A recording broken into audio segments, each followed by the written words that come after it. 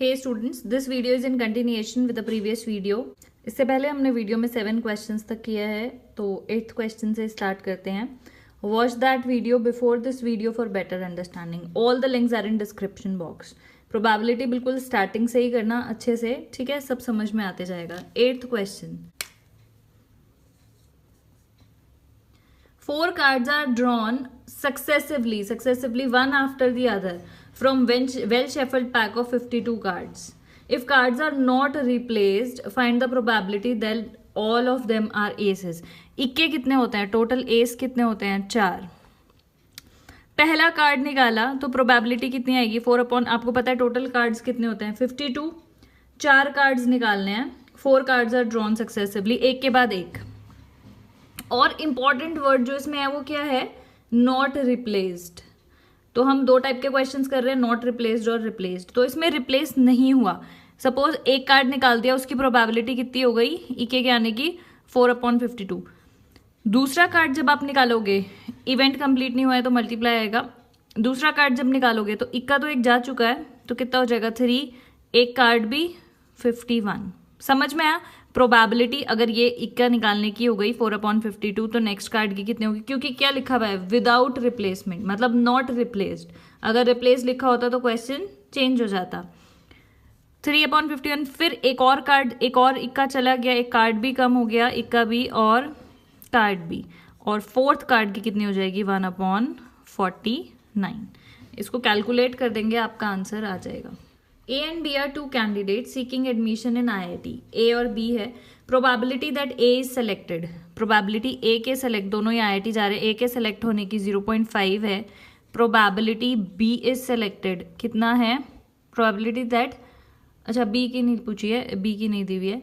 Probability that both A and B, देखो both में क्या आएगा? इंटरसेक्शन। A और B नहीं, एंड है। मैंने आपको हमेशा से बताया एंड का मतलब यूनियन होगा और का मतलब इंटरसेक्शन होगा। तो प्रोबेबिलिटी किसकी दी हुई है? बोथ A एंड आ गया, and B are selected is 0.3। Is it possible that probability of B getting selected is 0.9? तुक निकाल के देख लेते हैं। आपको पता है इंडिपेंडेंट इवेंट्स में क्या होता है? इंडिपेंडेंट ही तो है, तो क्या होता है? PA into PB। PA आपको दिया है 0.3, ये दे रखा है आपको 0.5। PB आपको कैलकुलेट करना है, कितना हो जाएगा? 0.3/0.5।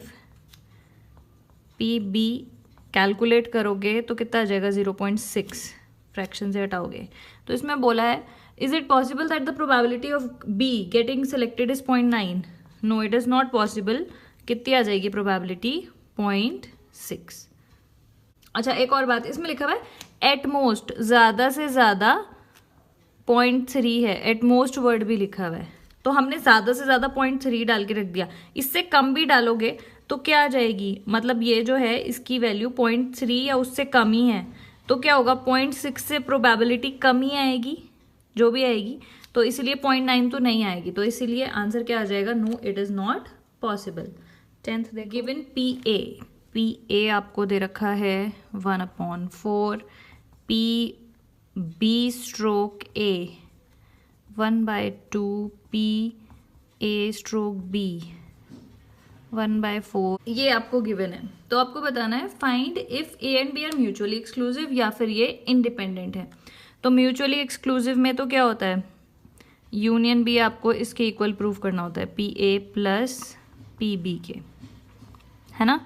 A और B अगर इंडिपेंडेंट हुए तो क्या हो जाएगा? PA stroke B is equal to PA intersection. मैंने इससे पहले वाली वीडियो में आपको बताया है कि तीन इक्वेशंस हम, मतलब 3 तरीके से हम टेस्ट कर सकते हैं इंडिपेंडेंट इवेंट्स का। जो यहाँ होता है वो लिखते हैं। अगर इंडिपेंडेंट होगा तो क्या हो जाएगा? PA इंटू PB हो जाएगा ये, ठीक है। तो यानी कि अगर इसकी वैल्यू कितनी दी हुई है? 1/4। इसकी वैल्यू भी कितनी दी हुई है? 1/4। तो ये क्या होता है? टेस्ट होता है इंडिपेंडेंट इवेंट का। अगर PA स्ट्रोक B इक्वल है PA के, जो कि दिया हुआ ही है कि इक्वल ही है, दोनों 1/4 दिए हुए हैं, तो हम बोलेंगे यस। तो इसका आंसर आएगा second, yes they are independent. A and B are independent. तो ऐसे ही हम क्या कर सकते हैं?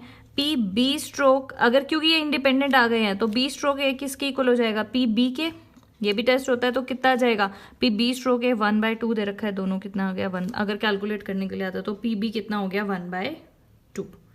तो ये तो प्रूव हो गया है कि ये इंडिपेंडेंट है इससे, और इससे हमने पी ए और पी बी दोनों की वैल्यू, मतलब पी बी की, पी ए की तो गिवन थी, पी बी की हमने निकाल दी हाफ। तो अब हम देखते हैं म्यूचुअली एक्सक्लूसिव है या नहीं। ए और बी को अगर हमें प्रूव करना है कि म्यूचुअली एक्सक्लूसिव है तो ये कंडीशन होनी चाहिए। इसका मतलब क्या है, देखो एक्चुअली फॉर्मूला, इसका मतलब क्या होता है, म्यूचुअली एक्सक्लूसिव इवेंट्स में पी ए इंटरसेक्शन बी जो होता है वो 0 होता है। तो यहाँ हो सकता है क्या, नहीं हो सकता ना, क्योंकि हमने अभी अभी पी ए इंटरसेक्शन बी क्या होता है, P A into P B, तो वो क्या है यहाँ पे लिखना, for mutually exclusive events P A intersection B 0 होता है। तो ये कितना आ जाएगा, पी ए 1/4 निकाला, पी बी हमने निकाला 1/2, 1/8 आ गया, which is not equal to 0। Thus A and B are not mutually exclusive. ठीक है, तो सेकेंड पार्ट तो ट्रू है कि ये इंडिपेंडेंट है, लेकिन फर्स्ट पार्ट ट्रू नहीं है। क्वेश्चन नंबर 11 देखो, an anti aircraft gun can take a maximum of 4 shots at an enemy plane moving away from it. The possibility of hitting the plane at the first shot में 0.4 है, second shot में 0.3, फिर 0.2 है, 0.1। What is the probability that gun hits the plane. देखो अगर हम, मतलब देखो एक बार हिट किया तो भी हिट वाली आएगी ना, मतलब हिट्स द प्लेन, गन ने हिट को, वो प्लेन को हिट किया है, चाहे वो एक शॉट में करे, चाहे वो 2 वाला, 3 वाला, तीनों में करे या 4, बहुत सारे कॉम्बिनेशंस बनेंगे कि नहीं, समझ रहे हो। प्लेन को तो हिट कर देगी ना गन, चाहे वो एक शॉट फर्स्ट शॉट में, चाहे वो 2 शॉट्स में हो, 3 में, तो बहुत सारे कॉम्बिनेशंस बनेंगे। तो ऐसे क्वेश्चंस में हम क्या करते हैं, हम निकालते हैं not, probability of not hitting the plane, gun not hitting the plane कितनी हो जाएगी, ध्यान से देखना। फर्स्ट शॉट की कितनी होगी, 0.4 है कि उसने हिट किया है, तो 0.4 उसको 1 में से माइनस कर दोगे कितना आएगा, 0.6। फिर 0.3 है कि उसने सेकेंड शॉट में हिट किया है, तो 1 में से माइनस कर दोगे, वो आ जाएगी कि नहीं हिट किया। ऐसी सिमिलरली इसमें 0.8 आएगी और ये 0.9, समझ रहे हो। तो ये क्या हो गई, प्रोबेबिलिटी हो गई गन की प्लेन को हिट ना करने की। ठीक है, तो अगर हमें निकालना है कि probability gun hitting the plane, gun hits the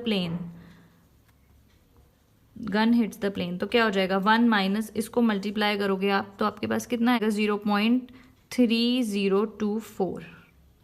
तो आप 1 में से वो माइनस करोगे तो आपके पास क्या आ जाएगा 3024, 1 में से माइनस करके 0.6976। फिर से समझ लो, देखो प्लेन, मतलब गन ने हिट किया प्लेन को, उसकी प्रोबेबिलिटीज दे रखी है, फर्स्ट शॉट में इतनी प्रोबेबिलिटी है, सेकंड में इतनी है, थर्ड में इतनी है। तो हो सकता है कि एक शॉट में, मतलब गन एक बार टारगेट करे प्लेन को, हो सकता है 2 बार करे, हो सकता है पहली 2 बार नहीं करा, तीसरी बार करा, ये भी हो सकता है 4 बार ही कर ले। मतलब एक बार अगर हिट कर रहा है प्लेन को तो भी मानेंगे कि हिट किया, 2 बार कर रहा है तो भी। तो इससे बेटर क्या है कि हम निकाल दें कि उसने हिट ही नहीं किया प्लेन को, उसकी प्रोबेबिलिटी 1 में से माइनस कर देंगे, तो हमारे पास क्या आ जाएगी, probability that gun hits the plane. Second part देखो, the probability that an event A happens in 1 trial is of an experiment is 0.4। 3 independent trials, तो ए ना होने की भी कितनी हो जाएगी, आपको पता ही है 1 में से माइनस करते हैं तो ना होने की आ जाती है 0.6। 3 इंडिपेंडेंट ट्रायल्स परफॉर्म हुए, find the probability that A happen at least once. बिल्कुल सेम क्वेश्चन है, कम से कम एक बार तो हुआ है, तो कम से कम एक बार वाला भी आएगा, कम से कम एक बार वाला आएगा, फिर 2 बार वाला, फिर 3 बार वाला। तो ऐसे भी कर सकते हो आप कि निकालो एक बार वाली, फिर कॉम्बिनेशंस बनाओ, दूसरे बार वाली, तीसरे, उसको ऐड करो। अदरवाइज आप दूसरा क्या कर सकते हो, सीधे सीधे कर दो, प्रोबेबिलिटी मतलब नहीं हुआ है वो, तो क्या हो जाएगी। इंडिपेंडेंट में आपको पता है क्या होता है, मल्टीप्लाई होते हैं इवेंट्स, वही कर रहे हैं हम। तो पहले बार में भी नहीं हुआ, मान लो दूसरे बार में भी नहीं हुआ है, हम प्रोबेबिलिटी किसकी निकाल रहे हैं कि ए डज नॉट हैपन्स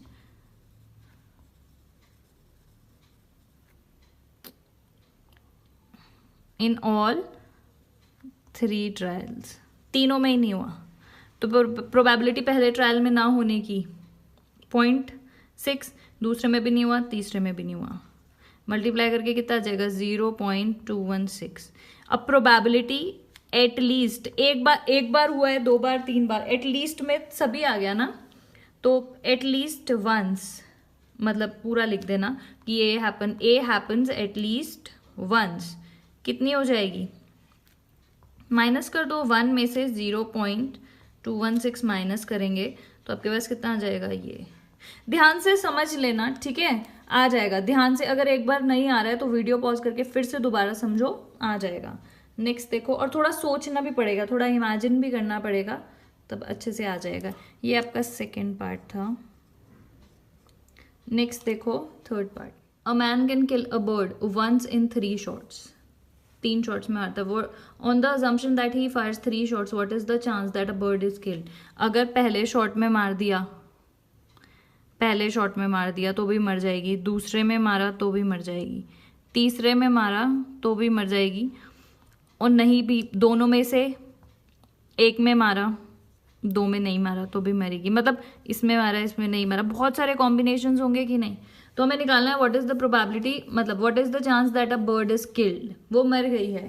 तो हम निकाल देते हैं कि 1 माइनस वो नहीं, जो अभी करते आ रहे हैं 2 क्वेश्चंस में, देखो ध्यान से, a man can kill a bird once in 3 shots.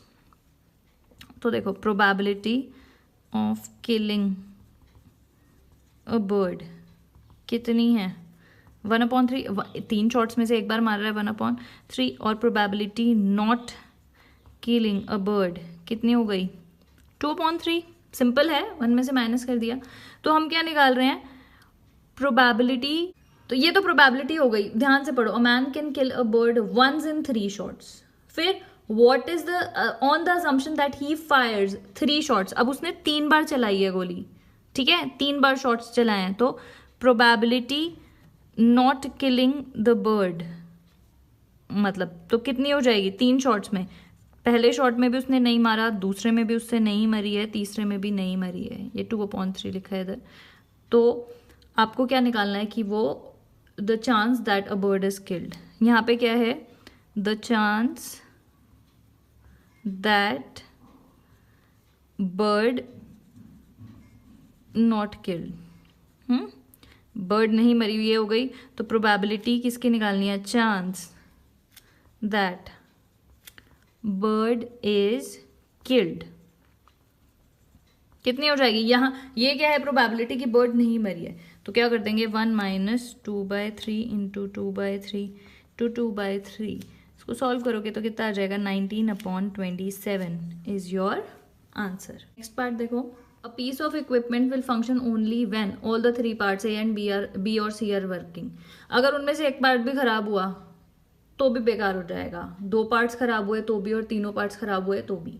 तो ये भी वही वाला सेम क्वेश्चन हो गया, प्रोबेबिलिटी की ए पार्ट खराब हो रहा है उसकी प्रोबेबिलिटी है 1/6, प्रोबेबिलिटी बी पार्ट खराब हो रहा है that B is failing 1/20, probability C part खराब हो रहा है उसकी 1/10 है।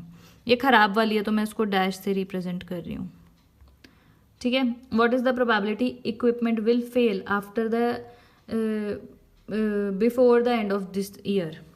तो हम निकालते हैं कि प्रोबेबिलिटी अच्छे की, not failing, probability not failing, equipment not failing, equipment not failing कितनी हो जाएगी, इसके अच्छे होने की प्रोबेबिलिटी कितनी होगी, 1 में से माइनस करना 5/6, इसके अच्छे होने की कितनी होएगी 19/20, इसका अच्छा होने की होएगी 9/10, ठीक है। इक्विपमेंट ये अगर तीनों अच्छे रहेंगे तो ही वो फेल नहीं होगा। तो अब आपको क्या निकालना है, probability equipment is will fail, equipment will fail, तो उसमें वो बस ये तीनों अच्छे हैं तब तो इक्विपमेंट चल रहा है, अदरवाइज वो खराब हो जाएगा। एक खराब भी हुआ, अदरवाइज आपको और भी एक और तरीका है ना क्वेश्चन को करने का, आप एक कॉम्बिनेशंस बनाओ कि ए खराब हुआ ये दोनों अच्छे, बी खराब हुआ ये दोनों अच्छे, सी खराब हुआ ये दोनों अच्छे, ये दोनों खराब हुआ ये अच्छा, ऐसे ऐसे करके कॉम्बिनेशंस बना सकते हो। लेकिन फायदा क्या है, कोई फायदा नहीं है क्योंकि हमारा क्वेश्चन इतने छोटे से उसमें हो सकता है। नॉट फेलिंग का ये हो गया, इक्विपमेंट विल फेल क्या हो जाएगा 1 माइनस दिस। इसको आप सॉल्व करोगे तो आपके पास कितना आ जाएगा, ये 57/80। इसको सॉल्व करके देख लेना, 57/80 तो माइनस कर दोगे 80 माइनस 57/80 तो आंसर कितना आ जाएगा 23/80। 23/80 इज योर आंसर। ठीक है, नेक्स्ट देखो, the probability that A hits a target, A hit कर देता है उसका कितना है 1/3। Probability that B hits the target is 2/5। What is the probability that target will be hitted, तो चाहे ए करे चाहे बी करे या दोनों ही करें, उसकी प्रोबेबिलिटी मतलब तो टारगेट हिट हो गई if each one of A and B shoots at the target. तो देखो हम क्या कर देते हैं, हम निकाल देते हैं प्रोबेबिलिटी ए के ना करने की, कितनी हो जाएगी 1 में से माइनस करोगे 2/3, बी के ना करने की 3/5। तो हम मान लेते हैं दोनों ने ही नहीं किया, नॉट ए नॉट बी, दोनों ने ही नहीं किया, 2 बार शॉर्ट किया और दोनों ने ही नहीं किया, ये हो गई प्रोबेबिलिटी। समझ में आ रहा है ना, कितना आ जाएगा 2/5। तो प्रोबेबिलिटी टारगेट जो है, probability that the target will be hit, अब इसमें क्या आ गया, दोनों ने ही नहीं किया, उसकी प्रोबेबिलिटी अगर 1 में से माइनस कर दोगे तो कितना आ जाएगा, उसमें आ जाएगा कि ए ने भी किया होगा, बी ने भी किया होगा या दोनों ने ही किया होगा, सब कवर हो गया। तो क्या आ जाएगा आंसर 5 - 2/5 मतलब 3/5। एक जैसे से क्वेश्चंस हैं सारे। नेक्स्ट देखो 12, probability that men will be alive 25 years hence is 0.3। तो प्रोबेबिलिटी मेन अलाइव कितनी है 0.3। Probability wife will be alive, उसकी पत्नी वाइफ जिंदा रहेगी, उसकी प्रोबेबिलिटी है 25 साल तक, 25 साल आगे के 25 साल तक 0.4।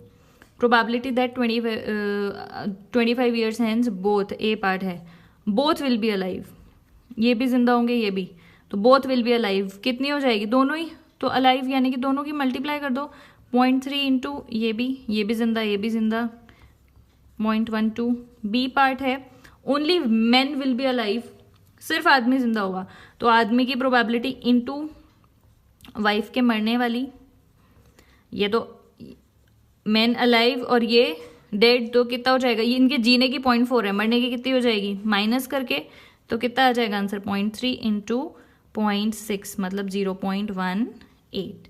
फिर क्या है, सी पार्ट आप कर लोगे, only women will be alive, तो मैन को मार दो, 1 - 0.3 0.7, समझ में आ रहा है ना, और इनके जिंदा होने की 0.4, तो कितना हो गया 0.28।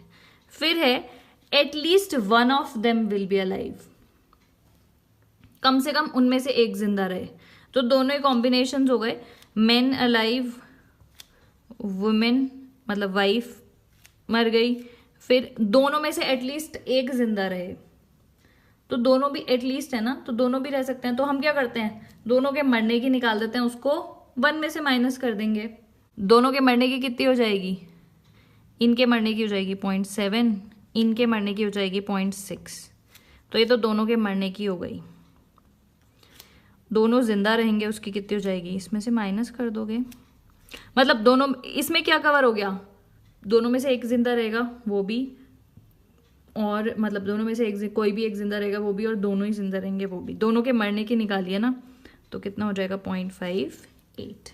अच्छा सा क्वेश्चन था। नेक्स्ट पार्ट देखो, इसी वाले क्वेश्चन का भाई है ये भी, probability that Krishna will be alive 10 years 10 साल आगे, 10 साल आने वाले 10 साल में कृष्णा अलाइव, उसकी प्रोबेबिलिटी है 7/15। Probability Hari will be alive कितने हैं 7/10। प्रोबेबिलिटी निकालनी है both Krishna and Hari will be dead after, दोनों के दोनों मरे हुए होंगे, तो बताओ क्या हो जाएगी, probability Krishna and Hari dead, तो क्या हो जाएगा, इनके मरने की इंटू इनके मरने की, इनके मरने की कितनी हो जाएगी, 1 में से माइनस करो फटाफट से, कितना आ जाएगा, 8/15 इंटू इनका माइनस करोगे 1 से तो कितना आ जाएगा 3/10। सिंपल सिंपल सी बातें हैं। तो कितना आ जाएगा 4/25। 4/25 प्रोबेबिलिटी होगी that both Hari and Krishna will be dead 10 years hence. A bag contains 3 white, 2 black, 4 red balls. एक बैग में 3 वाइट हैं, 2 ब्लैक हैं, 4 रेड बॉल्स हैं. Find the probability of drawing a white ball, a black and a red in succession in that order. Succession मतलब एक के बाद एक. तो सबसे पहले किसकी बोली है उसने? वाइट की, फिर ब्लैक की. प्रोबेबिलिटी वाइट, ब्लैक और रेड इन सक्सेशन. इजी सा क्वेश्चन है. सबसे पहले वाइट निकालनी है. वाइट निकाल दो. 3 अपॉन कितनी हो जाएगी वाइट निकालने की प्रोबेबिलिटी? 3 अपॉन टोटल होता है. टोटल कितना है? 4, 5, 6, 7, 8, 9 इंटू ब्लैक निकालने की 2/9 इंटू सक्सेशन में निकाल रहे हैं रेड निकालने की 4/9. ये तो कुछ बोला नहीं है विदाउट रिप्लेसमेंट या विद रिप्लेसमेंट, तो हम मान के चल रहे हैं कि सक्सेशन में हमने विद रिप्लेसमेंट ही निकाल दी मतलब. ठीक है. सॉल्व करके आपका आ जाएगा 8/243 आंसर. मान लो रिप्लेसमेंट नहीं हो रहा है. पहले वाइट निकाल दी. देखो वाइट निकाल दी तो कितना हो जाएगा? ये ब्लैक निकाले तो ब्लैक तो 2 ही है, एक वाइट कम हो गई, टोटल एक कम हो गई. 8 इंटू ये तो 4 ही है रेड निकालने की, एक और कम हो गई 7. अब कैलकुलेशन करोगे तो कितना आ जाएगा? 4 ये कट गया. तो क्योंकि क्वेश्चन में गिवन नहीं था 1/21, तो ये वाला तो क्या है? विद रिप्लेसमेंट है. ये विद रिप्लेसमेंट. और ये वाला आंसर जो आएगा वो क्या आएगा? Without replacement. रिप्लेस नहीं किया तो एक नीचे से बॉल कम होते जा रही है. दोनों ही आंसर्स करेक्ट हैं जब मेंशन ही नहीं है क्वेश्चन में. नेक्स्ट पार्ट देखो. A problem in physics is given to 3 students. A whose chance of solving it is probability की ए सॉल्व कर लेगा 1/3, प्रोबेबिलिटी बी सॉल्व कर लेगा 1/4 है, और प्रोबेबिलिटी सी सॉल्व कर लेगा 1/2 है. Find the probability that problem will be solved. ऐसे ही क्वेश्चंस तो मैंने आपको कराए 11 के सारे पार्ट. प्रोबेबिलिटी निकालनी है प्रॉब्लम सॉल्व होने की. तो देखो कोई तीनों ही कर दें या कोई भी एक करे या कोई भी 2 करे, प्रॉब्लम सॉल्व हो जाएगी. चाहे तीनों करें या 2 करें या 1 करे, प्रॉब्लम सॉल्व होगी. तो हम क्या निकालेंगे? प्रोबेबिलिटी तीनों में से किसी ने सॉल्व नहीं करी. प्रोबेबिलिटी प्रॉब्लम और 1 से माइनस कर लेंगे. Problem not solved. ए ने भी नहीं करी 2/3. बी भी मैं 1 में से माइनस कर रही हूं, आपको पता है ना. ए डैश कितना आ जाएगा? 1 - 1/3, तो 2/3 आएगा. बी ने भी नहीं करी 3/4. सी ने भी नहीं करी. 1 में से इसको माइनस करोगे हाफ, 1/4 आ गया कि प्रॉब्लम नॉट सॉल्व. तो प्रोबेबिलिटी प्रॉब्लम इज सॉल्व्ड कितनी आ जाएगी? Problem is solved. प्रोबेबिलिटी की प्रॉब्लम सॉल्व हो गई 1 - 1/4 यानी कि 3/4 is your answer. Simple. Last part देखते हैं. सेम सा क्वेश्चन ही है. 3 पर्सन्स, बिल्कुल सेम क्वेश्चन है. A B C can solve a problem independently. A solve कर रहा है, उसकी प्रोबेबिलिटी है 1/3. बी सॉल्व कर रहा है, उसकी प्रोबेबिलिटी है 1/4. सी सॉल्व कर रहा है, उसकी प्रोबेबिलिटी है, और ए नहीं कर रहा है सॉल्व, उसकी प्रोबेबिलिटी 1 में से माइनस करोगे 2/3. बी सॉल्व नहीं कर रहा है, उसकी 3/4. सी सॉल्व नहीं कर रहा है, उसकी प्रोबेबिलिटी 5/4. 1 में से माइनस किया है. ठीक है. तो आपको क्या निकालना है? वो बिल्कुल सेम क्वेश्चन है. Find the probability that problem is solved. कोई एक कर दे तो भी सॉल्व हो जाएगी, 2 कर दें तो भी सॉल्व हो जाएगी. हो सकता है बी और सी करे, बी और ए.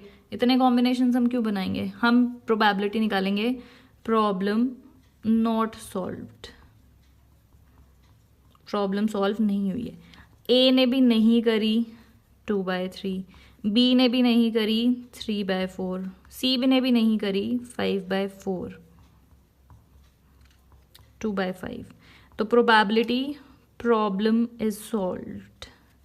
प्रोबेबिलिटी की प्रॉब्लम सॉल्व हुई है, प्रॉब्लम इज सॉल्व्ड कितनी हो जाएगी? 1 - 2/5. 5 माइनस 2/5 मतलब 3/5 इज योर आंसर। ठीक है, तो आई होप आपको समझ में आ रही होगी प्रोबेबिलिटी। फिर भी अगर नहीं आ रही है तो थोड़े एग्जाम्पल्स वगैरह और प्रैक्टिस करो। ठीक है, this is the best I can do for you. तो थोड़ा ज़्यादा आपको इमेजिन करना पड़ेगा, थोड़ा ज़्यादा आपको क्वेश्चन समझने पड़ेंगे, एटलीस्ट एट मोस्ट ये सब चीज़ें आपको समझनी पड़ेगी, ये टर्म्स मतलब एक्चुअली में इनका मीनिंग क्या है। तो वो कब होगा, जब आप बहुत सारे क्वेश्चंस प्रैक्टिस करोगे। तो आप सारे एग्जाम्पल्स भी प्रैक्टिस करना जो भी बुक में दिए हैं इस चांद में। That is it for this video. Thank you so much for watching.